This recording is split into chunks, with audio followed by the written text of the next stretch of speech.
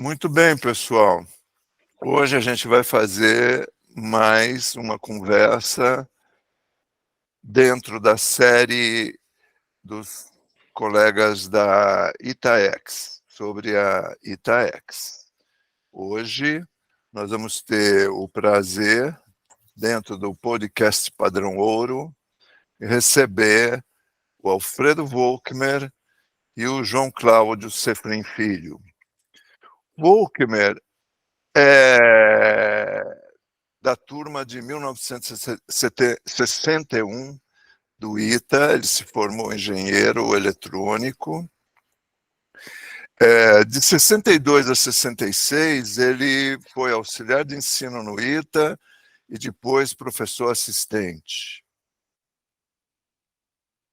Em 63, ele fez um estágio em Zurique, na Suíça, com traves.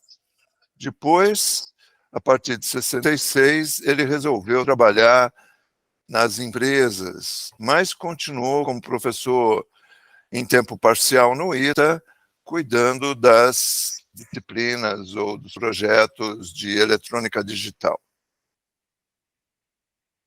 Então, o Volkmer trabalhou na Ericsson do Brasil, depois na Multitel, que veio da GTE do Brasil, depois chamou-se Multitel. Finalmente voltou para São José para trabalhar na Tecnasa. Na Tecnasa, ele trabalhou na área, juntamente com o Aurélio Rossi, na área de engenharia propriamente dita, né? E trabalhou com vários equipamentos, né? Controle de terra para controle de tráfego aéreo, rádios faróis, VOE, DME, comunicação móvel aeronáutica, radar meteorológico. Também desenvolveu, em parceria com a SMA italiana, o radar multimodo do AMX. Depois, mais tarde, a Tecnasa foi comprada pelo grupo Texat e se transformou na Telecom Aeroespacial. O trabalho do Volkmer, o último trabalho, foi na Orbisat, fundada por dois engenheiros do ITA, o Rogério Ferraz de Camargo e o João Roberto Moreira Neto, ambos da T-82. Essa empresa foi comprada pela Embraer, dando origem à Bradar. Então, a Orbisat Bradar desenvolveu algumas iniciativas de sensoriamento por radar e outras atividades. Desde 2018, o Volkmer está aposentado e, desde 2017, participa, já foi vice-presidente da Itaex na sessão passada, na gestão passada, e hoje participa do seu conselho consultivo. O João Carlos Sefrin Filho é carioca, formado pela Engenharia Mecânica pela UER, Universidade Estadual do Rio de Janeiro, tem MBA pela USP e mestrado em Engenharia Aeronáutica pelo ITA. Desenvolveu a carreira executiva em companhias nacionais, multinacionais, como a Engesa, e também na Embraer, participou de inúmeros programas na engenharia de produção dos aviões fabricados pela Embraer, vários deles. Também, após a Embraer, trabalhou na Johnson & Johnson. Na Johnson & Johnson, o Sefrin trabalhou com projetos em engenharia, e-commerce, supply chain, tendo sido responsável pelo desenvolvimento e implantação de projetos de complexidade grande, integrando pesquisa e desenvolvimento. Muito bem. Nessa área, junto à Johnson & Johnson, trabalhou com a área médica e farmacêutica, de toda a América Latina. Atualmente tem uma empresa de consultoria em desenvolvimento corporativo, é doutorando na área de engenharia de sistema pelo ITA e, além de ser secretário executivo da Itaex, desde a sua criação em 2016. Muito bem, esses são os nossos convidados de hoje e nós vamos ter o prazer de estar conversando com duas pessoas importantes da Itaex, como vocês vão ver. Eu vou iniciar perguntando ao Volkmer, pedindo que ele nos fale sobre a Turma 61, o início do processo de aproximação da Itaex, como ele se aproxima da Itaex e como a turma, a partir daquela reclamação de 2013, 2014, dos alunos do ITA, se aproximou com o que foi chamado do hexavirato. Então, eu pediria ao Volkmer que nos contasse um pouco desse momento de constituição da Itaex. Não, a minha fala aqui vai ser muito breve, porque eu não participei desse momento, certo? Essa atividade da Turma 61 começou e foi basicamente capitaneada pelo João Gomes, pelo Musa, e o grupo do Hexavirato, que era o Rômulo, o Conichi, o Ripper e o Perotti. O Perotti depois veio a falecer, e no lugar dele entrou o João Augusto Pereira Carneiro McPowell.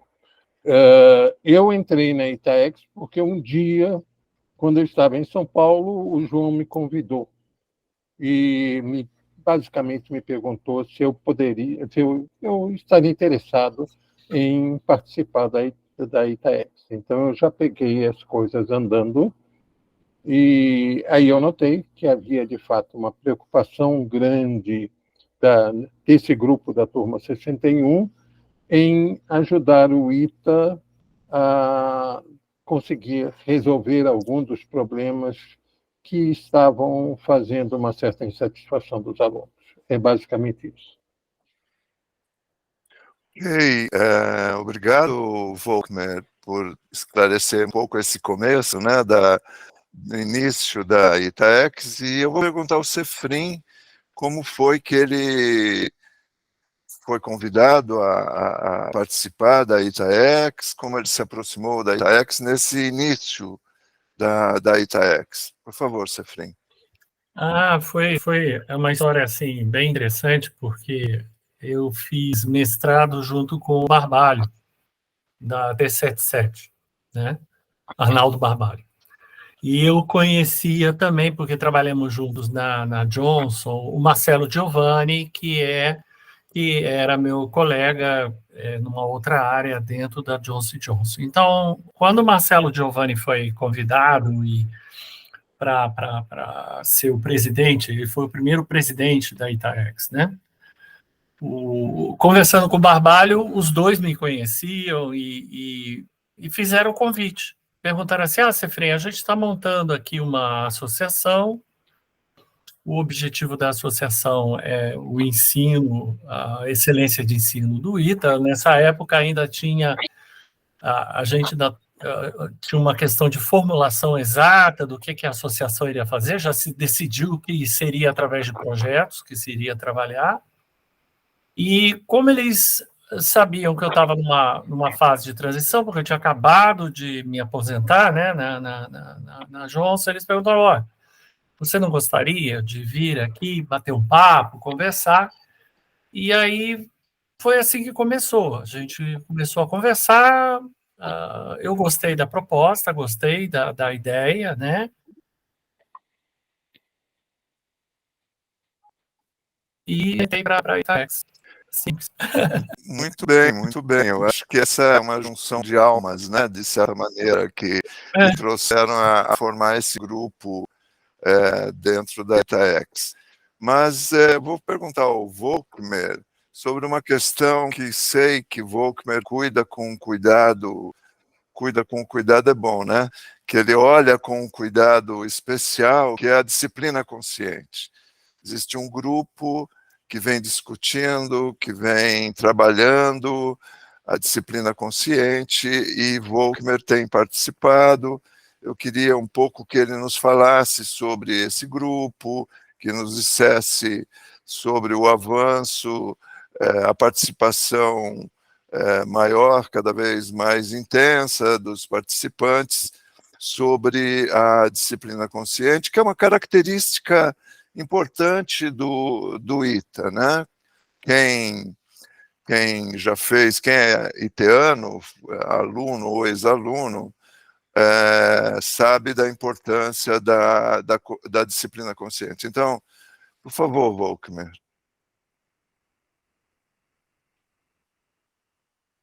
Bom, agora você pegou um ponto que é muito caro. Logo que eu entrei na ITEX, houve uma reunião em São Paulo, e para meu susto completo, o Edson Musa, olhou para mim e disse: Volkmer, disciplina consciente é cláusula marmórea do ITA.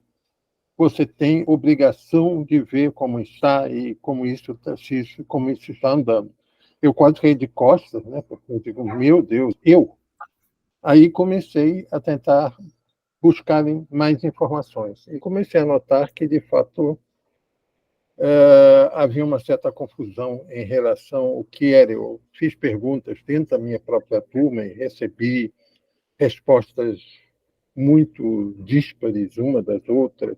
Depois perguntei para outros e tal. Então, eu fui tentando me aproximar um pouco mais disso aqui. E aí comecei a enxergar algumas coisas que eu nunca tinha enxergado. A despeito de ter sido DO, etc. e tal, eu nunca tinha enxergado o grande valor da disciplina consciente. Porque aí tem um ponto que a gente tem que deixar bem claro, certo? O ITA é uma instituição que usa um método de formação totalmente... Parece-me que é único, que as outras... Não conheço outra instituição que também use. Enquanto que as outras instituições todas usam o método clássico do vigiar e punir, o ITA usa o método de confiar e aconselhar. Isso poderia parecer uma poesia, assim, uma ideia de poeta louco, só que temos 70 anos, 73 anos agora já, e muitos das pessoas que passaram por essa imersão viram o valor dessa imersão e transformaram isso, inclusive, em opção de vida. Então, você nota que é algo muito precioso.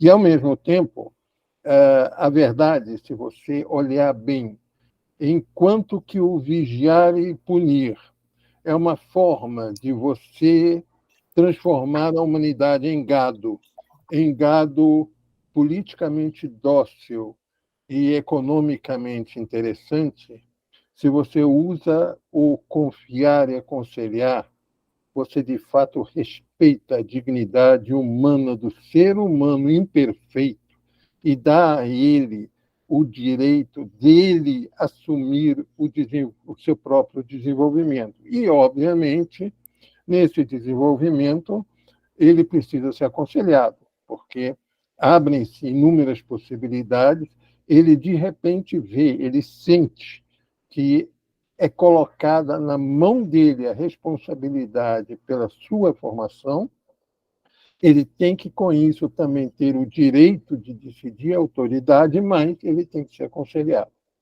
Bom, aí nós fizemos o EF em 2019, e como sequência do EF, a doutora Cristiane foi até Portugal, estudou lá o sistema de tutoria e voltou e criou aqui no ITA o novo aconselhamento. E eu ainda estava pensando de como é que eu toco esse negócio de disciplina. Eu vi o valor da disciplina consciente e digo, uai, e agora? O que é que eu faço? Né? E aí a Cristiane voltou e convocou uma reunião com os professores do ITA sobre novo aconselhamento. Cefrim e eu fomos, e ela, inclusive, provavelmente não achava que teria uma grande plateia. Inclusive, ela não fez no La Casa, ela fez no Pequenar, se eu me lembro, ou no Weinbaum, que são auditórios menores, para 60 pessoas. Quando nós chegamos lá, Paulo e Arnaldo não tinha lugar para ficar em pé, de tanta gente que foi aquilo ali. Naquele momento, eu vi como havia interesse no ITA por esse sistema de aconselhamento. Aquilo me marcou profundamente. Eu digo, oi, meu Deus do céu, esse negócio está muito mais vivo do que eu penso. Então, a partir disso, isso foi em 2019, em dezembro de 2019, nós, como ITAEX, propusemos também uma reunião sobre disciplina consciente. E, de novo, fui totalmente surpreendido, porque nós fizemos no laboratório, no auditório da bioengenharia, e, de novo, encheu. E eu descobri que tinha um bando de professores para os quais a disciplina consciente era algo muito importante. Então, naquela mesma, eu estava. Assim, eu cito, teve contribuições na hora assim, magníficas, por exemplo, da Sueli Custódio, do Haddad, e, enfim, eu vou terminar não dizendo todas as pessoas e com isso esquecendo alguém, mas, enfim, foi algo maravilhoso essa reunião. Foi uma reunião maravilhosa. Para não deixar a coisa sem sequência, no fim da reunião foi criado um grupo de trabalho de disciplina consciente e quem quisesse participar estava convidado. Então, esse grupo de trabalho, ele pega professores, pega alunos da graduação e pega ex-alunos também. O Musa, por exemplo, o Edson Musa, participa vivamente desse grupo. Então, a gente tem que se reunido porque, como diz o nosso presidente, o Rossi, ele diz, Foucault, cuidado, disciplina consciente não é algo para a gente ficar filosofando, é algo para a gente exercitar. Então, o grupo tem mesmo essa... Primeiro, na própria Constituição da ITAEX, a ITAEX deixa bem claro que um dos seus pontos principais é a disciplina consciente, e, além de tudo, a gente, então, tem esse grupo que se reúne seguidamente, já teve reuniões com professores, com alunos, etc. e tal, exatamente nesse sentido de ver como é que cada vez mais se pode exercitar a disciplina consciente, porque, para mim, tem um ponto muito importante nesse negócio. É um sistema tão superior de formação do ser humano, porque cria um ambiente de confiança, um ambiente onde você derruba todos os seus preconceitos, derruba os muros e começa a ter um relacionamento muito mais fácil com todas as outras pessoas. E sobre esse aspecto, a disciplina consciente não pode ficar restrita ao ITA. Ela tem que ir além dos muros do ITA, porque é algo que o Brasil precisa, de a gente ter ambientes onde as coisas fluam com mais simplicidade. Ok, por enquanto é isso. Muito bom, Volkmer. Acho que é uma declaração muito bacana. A gente sente essa força no ITA que vem desse sistema de educação, né? E o EF, que você citou, ele foi um encontro que ocorreu em 2019, se não me engano, chamado Engineering Education for the Future, né? A educação e engenharia para o futuro. A ITAEX apoiou, e ele não pôde ter continuidade por causa da pandemia, né? Senão ele teria sido algo a realizar-se mais seguidamente. Quer dizer, o ITA também está preocupado como prosseguir, né? Como atuar nesse século, né? No século XXI, que tem trazido dificuldades e mudanças bastante significativas para todos nós, inclusive no processo de educar e de preparar os novos engenheiros para enfrentar os desafios que a gente está encontrando, novos desafios do século XXI. Vou passar para o Arnaldo, se quiser perguntar algo, Arnaldo, para Volkmer ou para Cefrim, nessa primeira parte, por favor. Obrigado, Paulo. Eu queria abordar um outro tema, talvez ajude quem estiver assistindo a entender melhor o que é o ITAEX, que são os projetos do ITAEX. Então, eu entendo, queria que vocês confirmassem, que o ITAEX ajuda, colabora na implementação de vários projetos que são selecionados e aprovados pelo ITA, né? Mas seria interessante conhecer alguns exemplos desses projetos que vocês conheçam e como evoluiu, né? Quer dizer, um exemplo lá do início do ITAEX, algum projeto que esteja em execução hoje e, eventualmente, projetos que estejam em estudo, né, ou consideração para o futuro. Tanto o Volkmer quanto o Cefrim, quem estiver mais, né, familiarizado com esse tema, ele é bem-vindo. Obrigado. Ok, vamos passar a palavra primeiro para o Cefrim, que lida mais diretamente. O Cefrim, por ser a nossa parte executiva, acompanha os projetos e pode falar de alguns deles, né, Cefrim, por favor. Primeiro eu queria falar assim, rapidamente da questão do conceito. O Volkmer citou a figura do Musa e a gente tem uma outra figura extremamente inspiradora, que é a do João Gomes, né? Então, você pega o João Gomes e o Musa, você tem aí, acho que, dois arquétipos bem interessantes na maneira como eles enxergam o mundo, né? O João Gomes é uma pessoa assim que ele foca na praticidade até o seu último limite. O Musa, ele gosta de entender aonde é que aquele processo vai desembocar e como é que ele vai trazer determinados resultados. Por isso que, quando a ITAEX começou, a ideia original da ITAEX era ajudar o ITA nessas pequenas coisas do dia a dia, nessas pequenas dificuldades do dia a dia que os professores inventavam, que os professores tinham, né? E que limitava a capacidade inventiva dos professores em criar coisas diferentes, em criar coisas novas. E por que projeto? Porque o projeto ele tem uma característica que todos nós sabemos, que é você, num espaço de tempo, você consegue delimitar um conjunto de ações, então, começo, meio e fim, e você consegue medir. Você consegue, eu executei esse projeto, eu queria isso, ao final do projeto eu consegui isso, muito bem. Como é que esse processo trouxe resultado?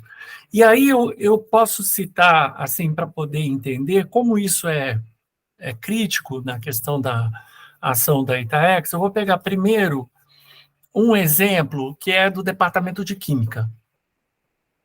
Nas primeiras entrevistas lá do João, quando ele foi fazer uma verificação in loco do porquê que os alunos tinham tomado a atitude que tomaram, ele conversou com vários professores. E ele conversou com o pessoal da Química.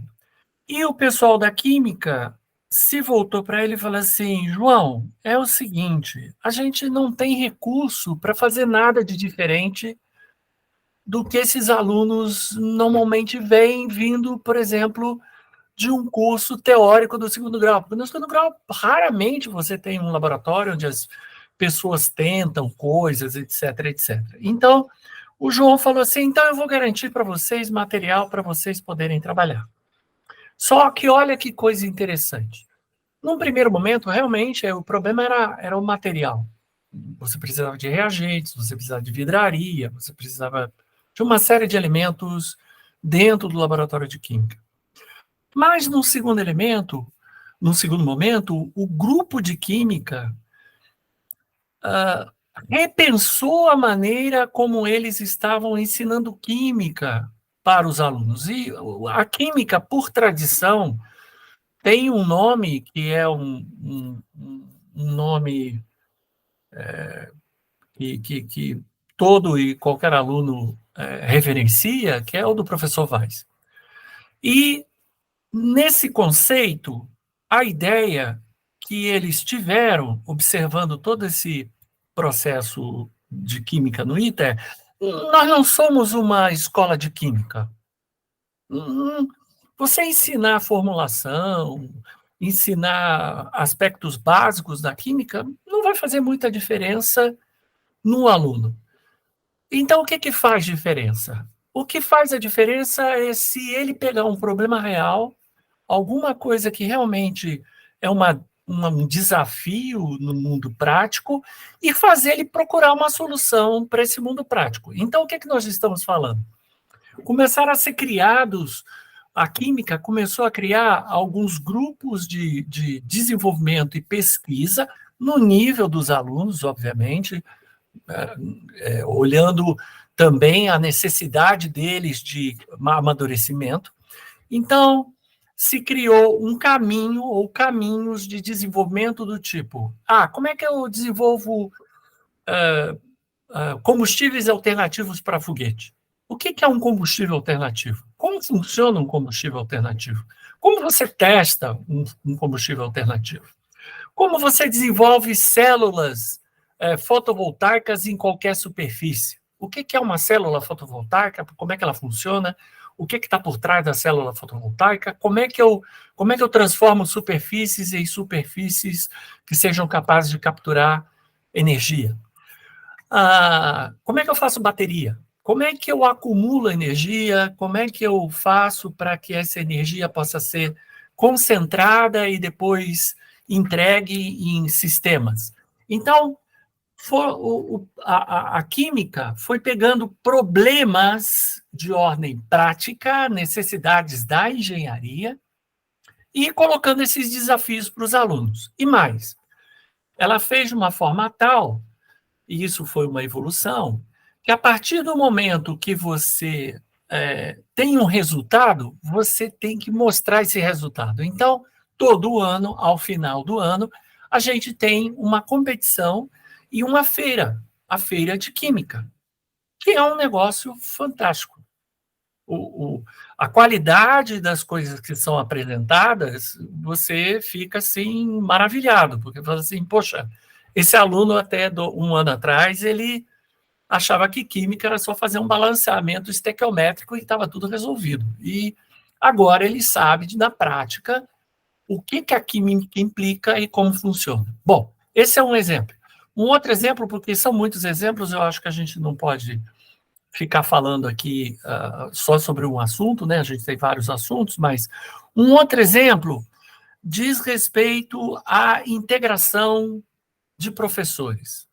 O que a gente chama de integração de professores? Hoje, você tem o primeiro e o segundo ano, fundamental, você tem as disciplinas do fundamental, e a partir do momento que o aluno escolhe o caminho na área profissional, ele, de certa forma, ele vai se distanciar das outras divisões da engenharia. Então, quem decidir fazer computação, muito dificilmente vai conversar com o cara da aeronáutica, que muito dificilmente vai conversar com o cara da civil. O que acabou acontecendo com esse negócio de a gente incentivar a fazer projetos e tudo mais?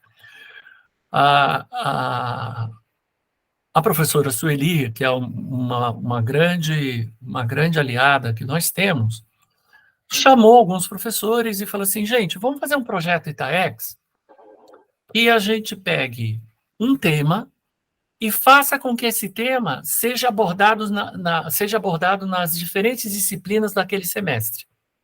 Então, você pega, por exemplo, um tema de sustentabilidade de aeronaves, né? Como tornar uma aeronave sustentável? Então, você tem a parte da legislação, você tem a parte do combustível, você tem a parte de aerodinâmica, você tem, enfim, você tem todo um conjunto de conhecimentos que você tem que juntar.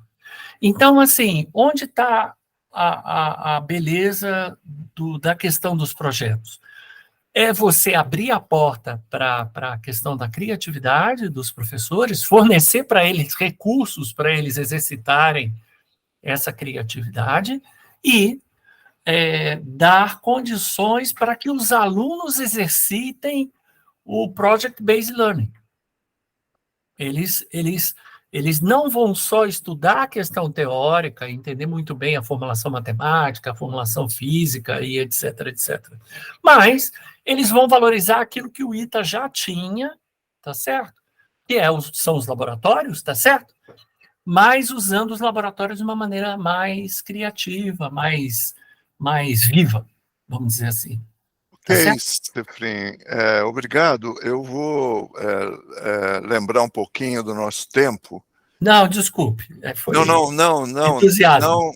do nosso tempo de aluno. Eu estou dizendo meu e do Arnaldo, o tempo do aluno, que a gente ia para o laboratório de química, tinha lá uma experiência que ia ser executada à tarde, né? A gente executava, era uma experiência toda orientada por uma receita, vamos dizer assim, né? Que a gente seguia para executar a experiência, via os resultados, depois fazia um relatório.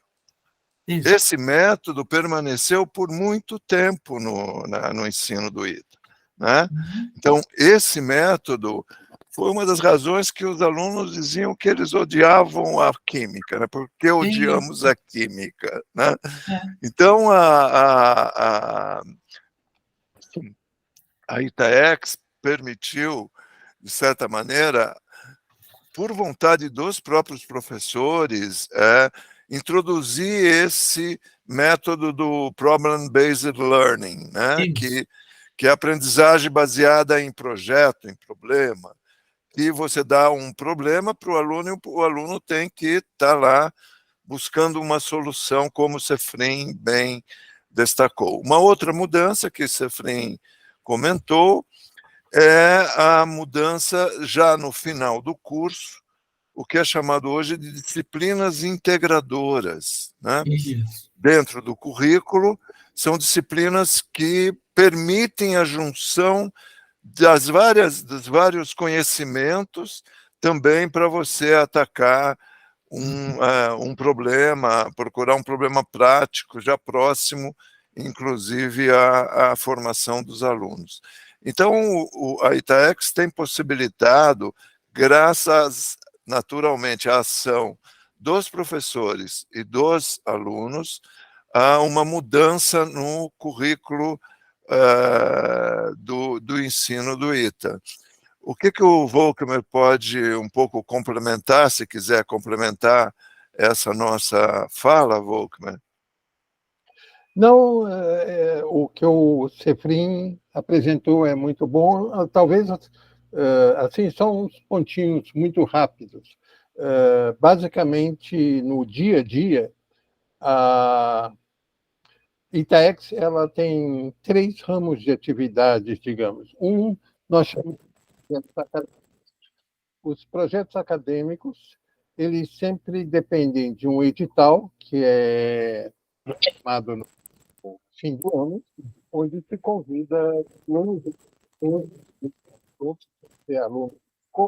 professores e professores com alunos para proporem projetos que vão ser julgados e aprovados ou não pela ITAEX, certo? Então, esses projetos têm uma característica, são sempre limitados no máximo basicamente a 1 ano. Caso o projeto deva ir além de 1 ano, ele é dividido em 2 projetos, que são etapas bem dentro do ano. E para que não haja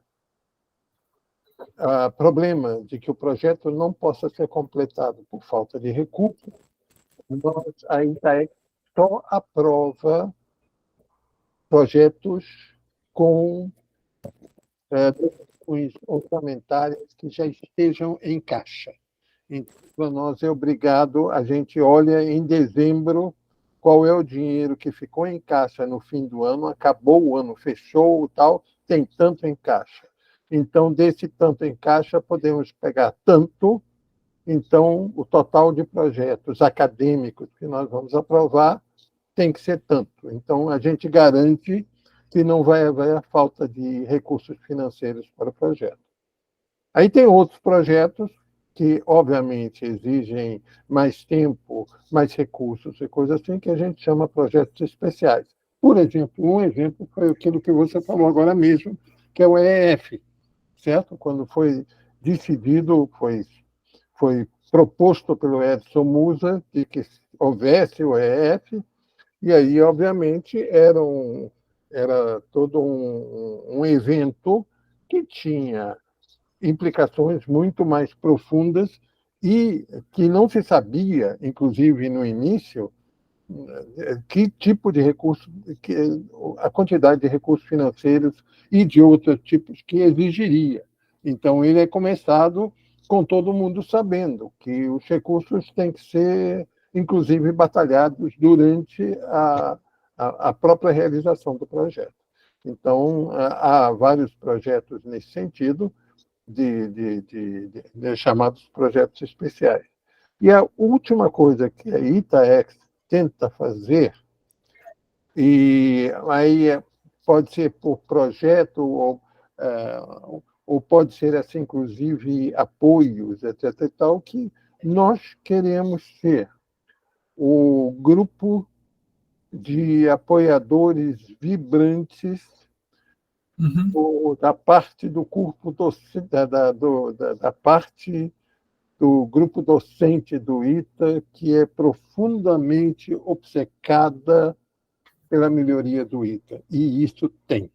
Isso é uma coisa que eu gostaria de ressaltar aqui, porque às vezes eu converso com colegas que têm aquela péssima ideia de que não, o ITA é uma coisa pública e que tem muito professor acomodado.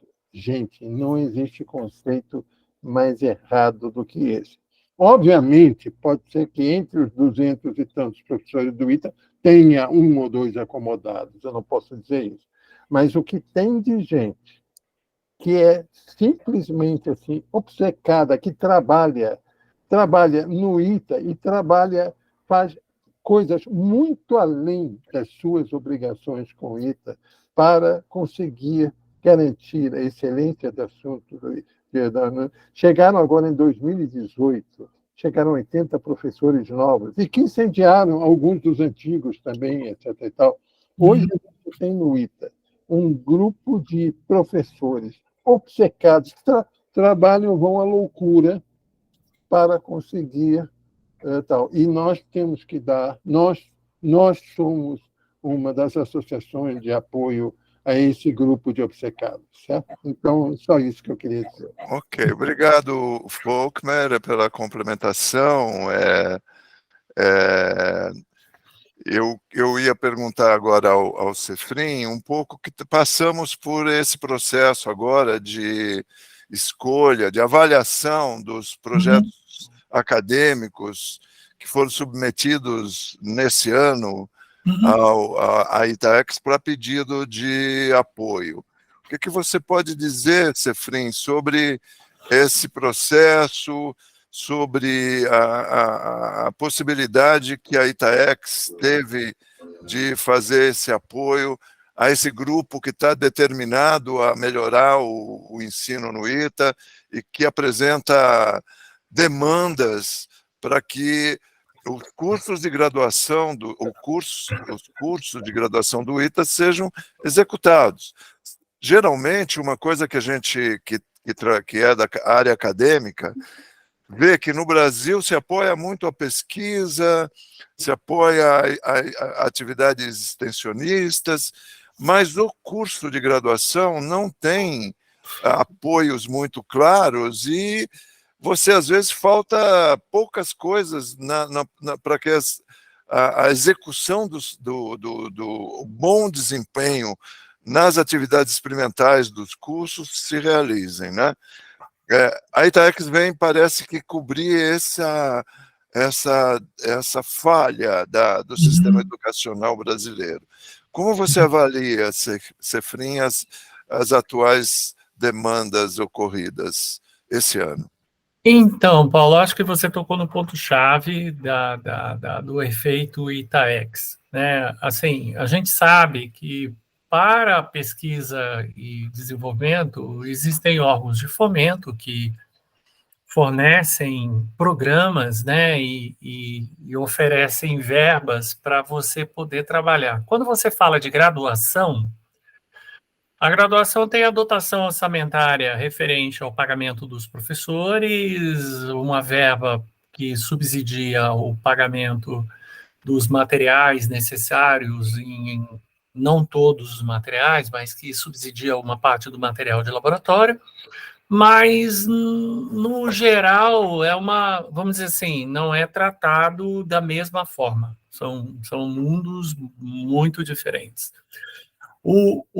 Uma das coisas que eu acho que, assim, se a gente observa, isso é um negócio que a gente um dia talvez tivesse que sentar enquanto Itaex para fazer uma observação, observando os tipos de projetos que vieram acontecendo ao longo do tempo, desde quando a Itaex é de 2016, mas o João já começou a ajudar nesse modelo em 2015. Então, é assim, o João e o grupo do Hexavirato deu um apoio muito forte, vamos dizer assim, 1 ano e meio, 2 anos antes da Itaex existir. A Itaex vai se formar e vai acontecer em meados de 2016 e vem como grupo organizado ou se organizando até agora. E uma das coisas que a gente percebe é o seguinte, que a gente sempre se surpreende.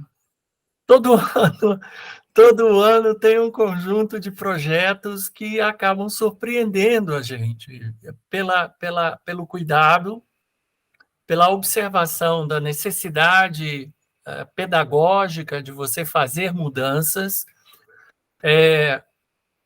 e também porque a gente vê que no diálogo que a gente tem com os professores, não existe projeto. A gente pode dizer assim, o projeto é grande porque ele vai despender um recurso grande, ou o projeto é pequeno porque ele vai despender um recurso pequeno. Não, eu acho que esse tipo de classificação ele não ajuda, ele estereotipa para valor. A gente tem projetos com valores pequenos que são altamente influenciadores na maneira de como os alunos veem os professores, de como a escola suporta o desenvolvimento do ensino junto aos alunos. Você pode dar um exemplo, Cefrim? Eu dou, por exemplo, vou dar um exemplo bem simples, assim, bem simples. A gente sabe que no fundamental, a matemática é uma disciplina extremamente pesada. Ela ocupa os 4 semestres do fundamental e ela varre uma quantidade gigantesca de conceitos matemáticos, que depois vão servir como base quando você entrar no profissional. E, por exemplo, a gente tem ajudado alguns professores da matemática em projetos um pouco mais estruturantes, como é o caso, por exemplo, do professor Renan, onde a gente ajudou ele a montar toda uma biblioteca de videoaulas que, durante a pandemia, serviu não só para o ITA, mas para várias outras faculdades, foi usado como base para várias outras faculdades, chama-se Matemática Universitária, né? São mais de 1.000 vídeos, 1.000 vídeos lá gravadinhos, isso deu origem a 2 livros, esse é o professor Renan, até projetos um pouco mais simples, como a da professora Iris, que é montar esquemas de exercícios usando metodologias ativas, né? Que a gente chama de aula invertida, né? O ITA sempre teve lista de exercício. Isso aí não é novidade para ninguém. Lista de exercício é o tradicional. A gente tem uma lista, você dá o conceito, entrega a lista e depois vai debater as dúvidas dos alunos na sala de aula. No processo invertido, eles assistem vídeo, eles assistem o conteúdo primeiro, entendem o conteúdo, têm um conjunto de exercícios e depois eles vêm para a sala de aula para tirar dúvida. Então, muda um pouco esse negócio daquela aula que você chega e você vai ficar sentado numa cadeira 2, 3 horas ouvindo, e depois tendo que lembrar de tudo isso quando você for fazer o exercício. Então, se você pode praticar, se você pode fazer o exercício antes.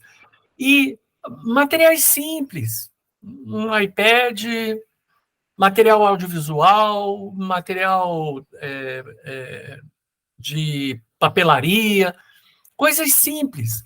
Os professores preparam tudo isso com antecedência, trazem para os alunos com antecedência, e aí eles invertem o jogo. O que isso acaba trazendo? Primeiro, a aula fica muito mais interessante, porque não é uma aula sobre repetição de conceito, é uma aula para entender por que aquele conceito não foi compreendido e onde o professor pode ajudar o aluno a entender o conceito. Segundo, ele não está cru, porque ele já praticou, ele já fez exercícios antes, então ele está entendendo o processo, como funciona antes. E mais, se ele quiser revisitar, ele consegue revisitar. Ele consegue voltar naquele processo e aprender de novo. Eu sei que no ITA, antes, por exemplo, existiam os grupos de estudo, né? Que você juntava alunos, né? Para ajudar os alunos mais novos. Isso continua, isso não mudou, não. Isso continua, isso é muito legal. Mas a possibilidade de você ter um acesso um pouco mais frequente ao conteúdo de uma forma diferente, falando a linguagem que eles estão acostumados hoje, faz uma diferença muito legal, né? A matemática se torna muito mais interessante, o processo se torna muito mais interessante, menos enfadonho. E uma das coisas que eu coloco isso como prova, né? Você falou agora a prova, né? A teoria, né? É que quando você chega no Prêmio VAIS, que você vai ter os alunos votando quais foram os professores que eles mais gostaram, a matemática sempre aparece. A matemática sempre aparece. Professores que são lembrados assim como excelentes professores.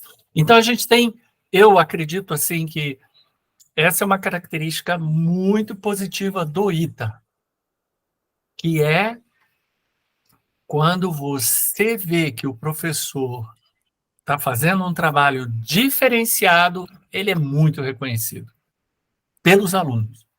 Ok. Cefrinha, obrigado por responder a gente. Eu vou lembrar mais um ponto aqui que me chama a atenção, de participação muito intensa dos alunos e dos professores, são as competições. Né? Os alunos se envolvem bastante nas competições dos robôs, né? No Baja, que é da SAE, no Fórmula, no Evitol, nos aviões, nos satélites. Existe uma grande quantidade de iniciativas, desde o início que o aluno entra no ITA, de prática, né, de desenvolvimento prático e que os leva a competir em eventos nacionais, internacionais, em eventos que também de alguns mais acadêmicos, né, como Olimpíadas. Os alunos são muito envolvidos com essas atividades. O que para você, e primeiro eu vou passar para o Volkmer, como você vê esse tipo de atividade para os alunos e quais você destacaria, Volkmer? Bom, essa parte de competições é uma parte, obviamente, extremamente entusiasmante para os alunos. Ainda um sábado desses, a gente passou o dia todo com um grupo de alunos, um grupo de 45 alunos, discutindo métodos, gestão, etc. e tal, por causa das iniciativas. E aí o professor Máximo, que faz toda a parte do IT Androids, né? Os humanoides que jogam futebol, etc. e tal, que é uma atividade assim. A área da robótica, né? A área da robótica é uma É. atividade assim de imenso sucesso. A gente tem reportado cada campeonato que eles entram, eles ganham bastante coisa, etc. e tal. O máximo é assim um professor absolutamente extraordinário, que foi aluno do ITA, depois fez mestrado, doutoramento, etc. e tal. E ele mantém um entusiasmo como equipe. E aí ele estava chamando a atenção de como essas competições motivam os alunos. Certo? Como motivam. É, de fato, algo extraordinário. Essas competições são extraordinárias. Então, tem a do Aerodesign, tem o Ita Rocket, e assim vai. E a gente tenta. Aí, muitas vezes, os próprios recursos da ITAEX não são suficientes, certo? Porque o máximo, por exemplo, é quando das competições dos robôs, tem as várias competições, robô maior, robô menor, robô que joga futebol, robô que não joga futebol, etc. e tal, tem de tudo. Aí, de repente, ele chega assim e diz: a próxima competição é no Japão e eu gostaria de levar 30 pessoas. A gente diz: oi? Não dá, né? Quer dizer, aí a gente vê o que a gente pode ajudar, inclusive ajudar onde a gente pode ajudar para que eles consigam outras fontes de financiamento, etc. e tal. Então, tem essa limitação das competições. Muitas vezes a gente tem que dizer: olha, a ITEX pode, no máximo, ajudar com tantas passagens ou com tantas pessoas e tal. Mas, sem dúvida nenhuma, e o pessoal, assim, nessas competições, termina levando o nome do ITA e o nome do Brasil, né? Sim. E, olha, gente, isso mexe com o coração de todo mundo, né? Ninguém quer fazer uma má representação do que se tem aqui, certo? Então, os resultados têm sido surpreendentes e em N competições os alunos conseguem resultados assim que a gente fica surpreso. Obviamente, há momentos assim que a gente tem que tomar cuidado, né? Porque os alunos, obviamente, têm um entusiasmo ilimitado. Então, por exemplo, há alguns anos atrás, o CELFRI descobriu que o pessoal estava preparando o combustível do foguete no H8, né? Oi? Como? Então, aí a ITEX entrou e hoje o combustível é preparado no IAE, que tem todos os laboratórios, etc. Já pensou se um H8 explodisse? Está entendendo? E o aluno não vê isso, está entendendo? Ele, não, mas o que tem? Não, a gente toma um certo cuidado.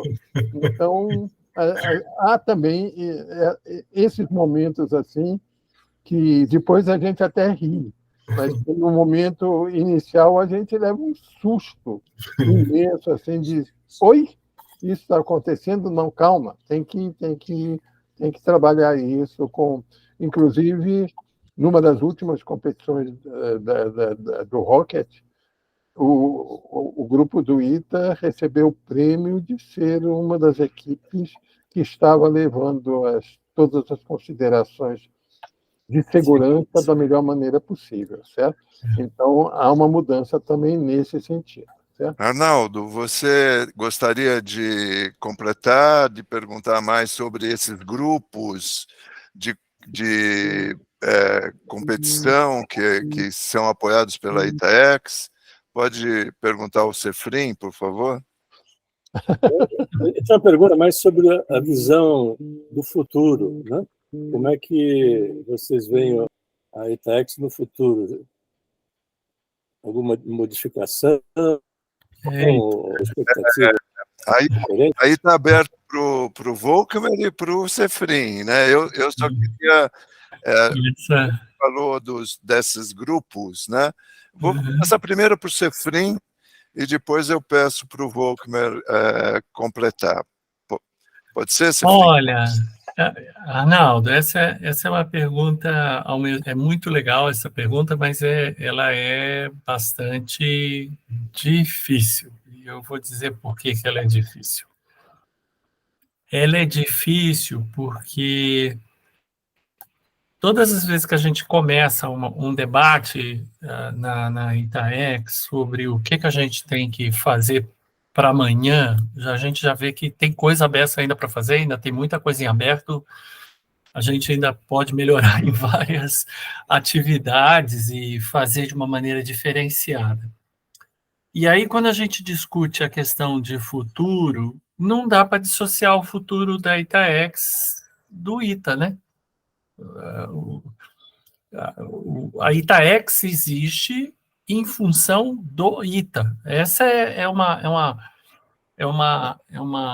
statement, né? Um posicionamento que exige da gente uma disciplina muito grande, porque o ITA ele é um instituto que tem aí seus 70 anos de história, e a gente sabe que o mundo está mudando muito rápido.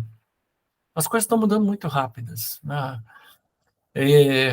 Outro dia a gente estava conversando que durante o período de 5 anos, desde o momento que o aluno entra no ITA até ele sair formado engenheiro, já aconteceu alguma disruptura tecnológica. Aquilo, na ciência básica, não muda muita coisa, obviamente, mas quando você fala de aplicação, a coisa pode mudar radicalmente. Você tinha um processo, uma aplicação, uma maneira de fazer as coisas, e de repente não é mais nada daquele jeito. Mudou tudo. A área aeroespacial, por exemplo, é um exemplo muito forte desse tipo de coisa. A área de computação é muito forte, a área de eletrônica. Então, quando você pega todas as atividades do ITA, elas estão mudando o tempo todo. Mas tem uma coisa que talvez a Itaex ela possa ser vamos dizer assim, a ponta de lança. E eu acho que é justamente essa integração escola, ex-alunos e estudantes. O ITA tem essa característica de ter muito próximo de si a questão da unidade das turmas, as turmas se conhecem, muitos viraram irmãos, etc., né? Sem ser irmãos de sangue, mas irmãos, o brotherhood, né? A camaradagem, né? E onde a Itaex, qual que seria o futuro da Itaex? A Itaex conseguir juntar essas forças, a capacidade da Itaex de juntar a força de quem já se formou com a força de quem quer ensinar, com a força de quem quer aprender e transformar isso numa coisa única, diferenciada. Quantas escolas conseguem isso? Quantas escolas podem fazer isso? Tá certo? O ITA, eu acho que é uma dessas escolas que tem um solo fértil para isso. Ok, Cefrin. Nós estamos chegando ao final da nossa gravação, mas eu ainda queria ouvir o Volkmer, tá? Tem tempo, Volkmer, para você falar, tá? Para você. Então, o Cefrin, eu concordo com o que ele disse e eu diria o seguinte: essa sua pergunta é uma pergunta para nós assustadora, na verdade. Ela nos assusta, e estou falando sério, não é uma coisa fácil, porque a gente nota uma coisa. Nessa nossa terceira, eu chamei a atenção da nossa terceira linha, quando a gente quer ser o apoio entusiasmado aquele grupo obcecado, a gente nota que isso está indo num ritmo cada vez mais. Esses obcecados esperam que a gente consiga dar o apoio que eles precisam. E a gente olha assim e começa a notar assim, diz: meu Deus, nós não estamos preparados para isso. A gente trabalha com boa vontade, etc. e tal, mas, gente, esse é um desafio, esse desafio de se conseguir uma escola que tenha um melhor aprendizado, a excelência do aprendizado, é um desafio imenso. E você vê um bando de gente entusiasmada e olhando para você e dizendo, olha, nós estamos contando com vocês. E a gente olha assim e diz, oi? Com quem? Nós? E a gente leva aquele baita susto, na verdade, certo? E é disso que nós precisamos, e por isso que é tão importante que a gente consiga motivar, porque é o tal negócio. A gente cada vez quer trazer mais os ex-alunos para perto do ITA, certo? E a gente quer motivar cada vez mais alunos a se aproximarem da ITAEX. Não é questão de dinheiro, pelo amor de Deus. Não. Quem tiver aquela ideia de que ITAEX é mais um organismo beneficente que quer o meu dinheiro. Gente, não. Não. Obviamente, dinheiro é necessário também, sim, é verdade. Mas há algo muito mais importante, que é o interesse de quem teve o privilégio de passar pelo ITA, de ajudar a manter essa instituição como um legado. Isso eu estou usando as palavras do gentil Nishioka, quando ele disse o que é importante os ex-alunos notarem, que eles têm que ser protagonistas, não é com dinheiro, é com interesse, protagonistas nessa ação de ajudar o ITA na excelência para deixar um legado, deixar algo, quando a gente não tiver mais aqui, a gente olhar e dizer, mas aquela deixou um legado que as novas gerações podem aproveitar. Então, eu lhe digo, é uma pergunta assustadora. Muito bem, uma grande declaração essa sua, Volkmer. E Arnaldo quer comentar algo? Ou o que acha? Eu estou aqui com o meu chazinho das 5 para comemorar a gravação. Arnaldo. Levantar a expectativa sempre tem esse risco, né? Mas tem que fazer isso mesmo, né? Para animar as pessoas. E você tem tido resposta, como você acabou de mencionar, né? Não é por falta de expectativas que vocês estão envolvidos nisso, né? Então, o comentário é parabéns, né, pelo seu esforço e engajamento e motivação de trazer mais gente nessa causa. Muito bem. Parabéns ao Volkan, parabéns ao Cefrim.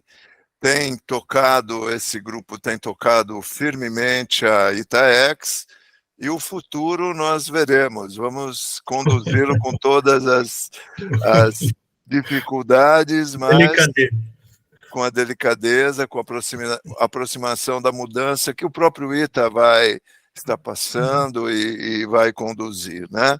Muito obrigado a todos e até uma próxima vez. Tchau, pessoal. Muito obrigado. Muito